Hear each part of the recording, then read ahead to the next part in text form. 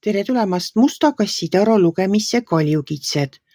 Siit tuleb lugemine teile nädalaks 24–30 august.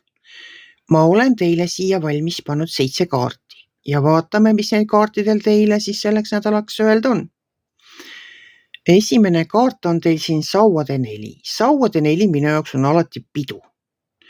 See on selline suurem pidu, tantsu ja tralliga, ongi kas suvepäevad, mõni juubel tulemas,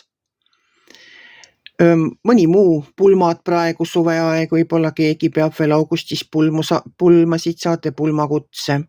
Ühesõnaga mingi pidu. Või on teil endal mingi pidu tulemas. Edasi tuleb siit viimse päeva kohtukaart. Viimse päeva kohtukaart on uuesti sünd. See võib tähendada uue elu sissepuhumist millelegi, mis tundus surnud. Mõni projekt, mida te mõtlesite, et see ei hakka kunagi tööle, ärkab ootamatult ellu. Mõned soovid, mida te olete soovinud, aga olete maha matnud. Nüüd võib olla võimalus need ellu viia. Aga teie ise tunnete ennast kuidagi lõksus olevat, et asjad ei lähe nii, nagu te tahate, ei lähe nii kiiresti või ei lähe selles suunas, nagu teie soovite. Sellest lõksus olemise tundest räägib mulle see 3. kaart ehk mõõkade 8.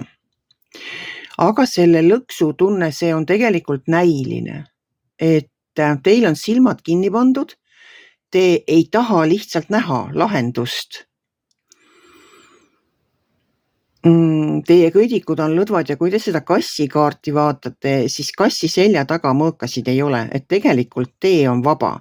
Te peate lihtsalt silmad lahti tegema, ringi keerama ja saategi minna edasi just sinna, kus te soovite.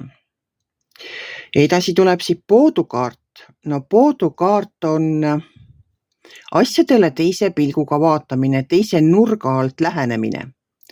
Tahtsite midagi, otse ei saanud, minge ümber nurga, minge kuidagi teisiti.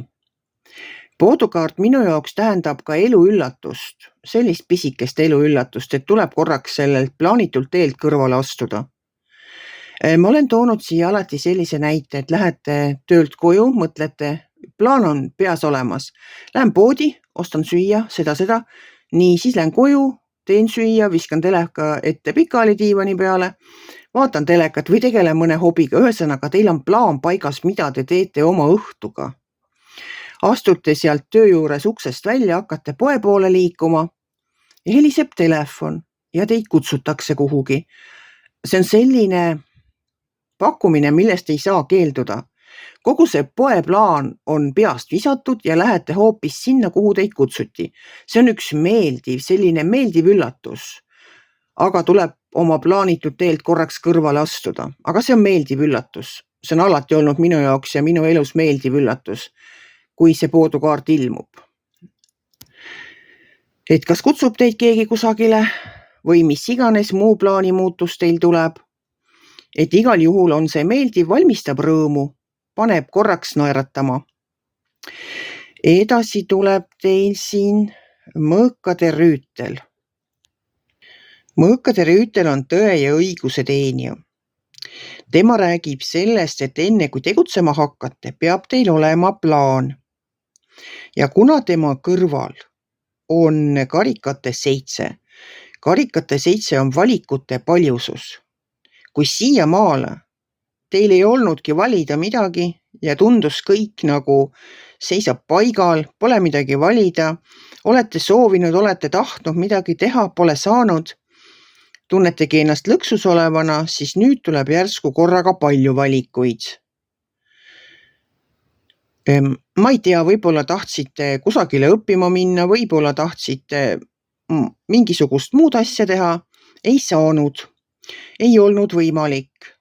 Nüüd järsku on valikuid, kas siis elukutse valikuid, tahate võib-olla kuhugile teise kohta tööle minna.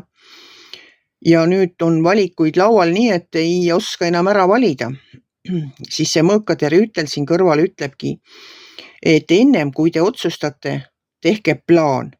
Ja nende valikutega elus on ka nii, et tehke plaan. Vaadake kõik need valikud üle. Kalkuleerige, võib-olla need on mingid erinevad projektid, mida algatada. Vaadake nende tasuvust, vaadake, kuidas teil selleks aega on, kuidas teil on energiat, kuidas te oma pereelu suudate selle uue asjaga ühildada, sellega, mida pakutakse. Kas te peate töökohta vahetama, ma ei tea, mida seal veel vaja on.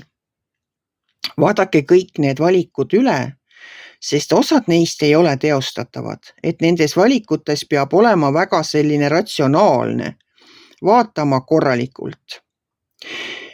Ja kuna see viimane kaart on siin müntide 2 on minu jaoks alati olnud töö ja puhkeaja tasakaalu leidmine selle töötamise ja puhkamise vahel, siis nende valikutega on ka nii, et vaadake, kui palju need tegevused, mis iganes projektid teilt aega nõuavad. Kas teil jääb aega piisavalt puhkamiseks, et tehke ennem plaan ja siis tehke otsus. Vot selline lugemine, üsna huvitav tegelikult, teil on nagu päris siin seinast seina, et millelegi vanale puhutakse elu sisse, on pidu, on elu väike üllatus või näete ise asju teise külje alt, on valikuid, mille vahel valida.